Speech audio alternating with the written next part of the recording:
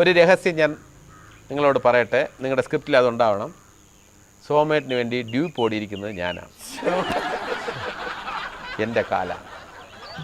നല്ല സ്പീഡിൽ സോമേട്ടിന് അന്ന് അത്രയും സ്പീഡിൽ ആ ഊട്ടിയിലെ എന്താ പറയുക ചെരുവിലൂടെ അത്രയും സ്പീഡിൽ ഓടാം. മോഹൻലാലിൻ്റെ സ്പീഡിലൂടെ ഓടാൻ പറ്റില്ല. ആര് ഓടുമെന്ന് ചോദിച്ചു. അപ്പം ഞാൻ പറഞ്ഞു ഞാൻ ഓടാം. അപ്പം മണിയമ്പിള്ള രാജുവെ കളിയാക്കി, എവൻ ഡ്യൂപ്പായിട്ടേ കൊള്ളാവും മോഹൻലാൽ. അപ്പോൾ എല്ലാവരും ചിരിച്ചു. എവൻ ഡ്യൂപ്പാണെന്നൊക്കെ പറഞ്ഞ്, ഡ്യൂപ്പിനാണ് ബെസ്റ്റ്, ഒറിജിനൽ റോൾ അഭിനയിക്കുന്നതിനേക്കാളും ഡ്യൂപ്പ് ആവാനാണ് ഇവൻ ഏറ്റവും നല്ലതെന്നൊക്കെ പറഞ്ഞ് എല്ലാവരും ചിരിച്ചു. ആ ഹ്യൂമറിന് ഒരു കൗണ്ടർ കൂടെ ഉണ്ട്, അത് ഞാൻ പറയാം, പിന്നെ പറയാം. എന്തായിരുന്നാലും സോമേട്ടൻ ഓടുന്നു, ലാൽ ഓടുന്നു. ആ കാലുകൾ മുഴുവൻ നിങ്ങളിന്ന് വേണമെങ്കിൽ DVD എടുത്ത് നോക്കിക്കൊള്ളൂ, എൻ്റെ കാലാണ്.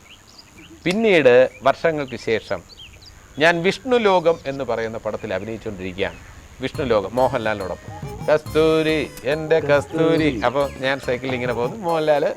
മോഹൻലാലിൻ്റെ ഏറ്റവും നല്ല വേഷങ്ങളിൽ ഒന്നാണ്. അപ്പോൾ അതിനനുസരിച്ച് മോഹൻലാൽ ഹിന്ദി പാട്ട് ആവാരാഹും അതൊക്കെ ഉണ്ട്.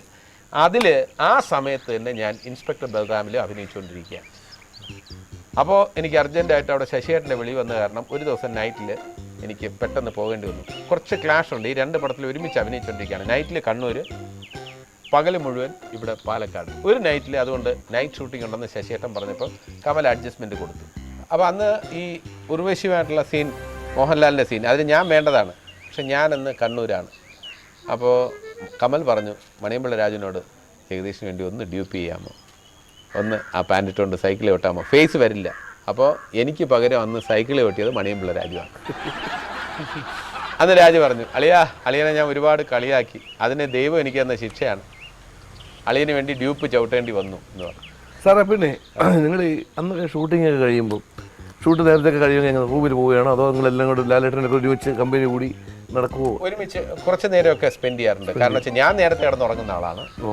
ഞാനിപ്പോൾ ഒരു 9 മണിക്ക് ഷൂട്ടിംഗ് കഴിഞ്ഞാൽ എല്ലാവരും, അല്ലെങ്കിൽ ഒരു 8 മണിക്ക് ഷൂട്ടിംഗ് കഴിഞ്ഞാൽ ഒരു 8:30 9 മണിക്ക് റൂമിൽ എത്തിക്കഴിഞ്ഞാൽ കുളിച്ച് റെഡിയായി കഴിഞ്ഞാൽ കുറച്ച് നേരം എല്ലാവരും സൗഹൃദം പങ്കിടാൻ വേണ്ടി, അനുഭവങ്ങൾ പങ്കിടാൻ വേണ്ടി എല്ലാവരും ഒന്ന് ഒത്തുകൂടാറുണ്ട്.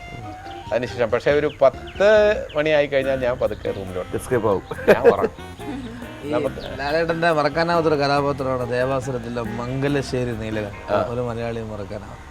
ആ കഥാപാത്രത്തിനെ കുറിച്ച് സാറിൻ്റെ അഭിപ്രായം എന്താണ്? മംഗലശ്ശേരി നീലകണ്ഠൻ എന്ന് പറയുന്നത് തീർച്ചയായിട്ടും അത് മോഹൻലാലിന് മാത്രം ചെയ്യാൻ കഴിയുന്ന ഒരു കഥാപാത്രമാണ്. അപ്പോൾ പല കഥാപാത്രങ്ങൾ നമ്മൾ ആലോചിക്കുമ്പോൾ ഇപ്പോൾ മമ്മൂക്കയ്ക്ക് മാത്രം ചെയ്യാൻ കഴിയുന്ന ഒരുപാട് കഥാപാത്രങ്ങളുണ്ട്. അവർ വേറെ ആൾക്കാർക്ക് ചെയ്യാൻ പറ്റുമായിരിക്കും. പക്ഷേ ഇപ്പം നമ്മുടെ മനസ്സിലുള്ള ഒരു സ്ഥാനം എന്ന് പറഞ്ഞാൽ മംഗലശ്ശേരി നീലകണ്ഠൻ എന്ന് പറഞ്ഞാൽ മോഹൻലാൽ ഇസ് ദ ബെസ്റ്റ് അല്ലേ? അങ്ങനെയുള്ളൊരു ഫീലിംഗ് നമുക്ക് ഉണ്ടാക്കിയിട്ടുണ്ട്. വല്ല അബദ്ധങ്ങളൊക്കെ പറ്റിയിട്ടുണ്ടോ സാറിനൊക്കെ ഷൂട്ടിംഗ്, ലാലേട്ടനും ഷൂട്ടിംഗ് സമയത്തൊക്കെ? ഷൂട്ടിംഗ് അബദ്ധങ്ങൾ പറ്റിയിട്ടുണ്ടെന്ന് വെച്ചാൽ ഇതേപോലെയുള്ള ഒരു അങ്ങോട്ടും ഇങ്ങോട്ടും കളിയാക്കിയിട്ടുള്ള ഒരുപാട് കാര്യങ്ങളൊക്കെ ഉണ്ട്. ഇപ്പം പിന്നെ മോഹൻലാലുള്ള ഒരു സെറ്റിലാണ് ഒരു എന്താ പറയുക ഒരു ജ്യോത്സ്യം വന്നു. അപ്പം പിന്നെ എൻ്റെ കൈ നോക്കിയിട്ടൊക്കെ കാര്യങ്ങളുണ്ട്. എന്താ നക്ഷത്രം? തിരുവാതിരയാണ്. ഇനി ബുധദശയാണ്. ബുധദശ എന്ന് പറഞ്ഞാൽ വിദ്യയുടെ സമയമാണ്, അഭ്യസിക്കാനുള്ള കാലമാണ്. അപ്പം നടപടി വേണം. മോഹൻലാലിൻ്റെ അടുത്ത് പറഞ്ഞു, ഇനിയാണ് ജഗദീഷ് അഭിനയം എന്തെന്ന് പഠിക്കാൻ പോകുന്നത്. അക്കരെ സമയത്ത് ഒരു വലിയ ടെൻഷൻ ഉണ്ടാക്കിയൊരു സംഭവമുണ്ട്. കാരണം ഹ്യൂസ്റ്റണിൽ ചെന്നിറങ്ങുമ്പോൾ, ഹ്യൂസ്റ്റണിലായിരുന്നു നമ്മുടെ ക്യാമ്പ്.